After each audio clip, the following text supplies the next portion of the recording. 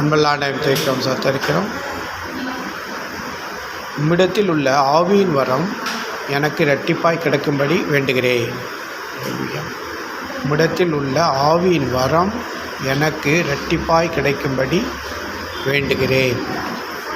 Elisha எலியாகிட்ட சொல், அரிதானதை கேட்டாய், நான் எடுத்துக்கொள்ளப்படும்போது என்னை கண்டால் அது உனக்கு கிடைக்கும். ஸோ அக்னி ரெண்டாக பிரிக்கும்போது கூட எலிசா தேவ மனுஷனாகி எலியாவே பார்த்துட்டு இருந்தார். இல்லையா? இஸ்ரவேலுக்கு ரதம் போன்றவரே, குதிரை வீரர் போன்றவரே அப்படின்னு சொல்கிறார். இல்லையா? அவர் வரத்துக்காக அவரை பார்க்கல, ஆனால் ஒரு தேவ மனுஷன் எடுத்துக்கொள்ளப்படுறாரேன்னு பார்க்குறாரு. அப்போ தான் அவருக்கு இரட்டிப்பான வரம் கிடைச்சது. இல்லையா?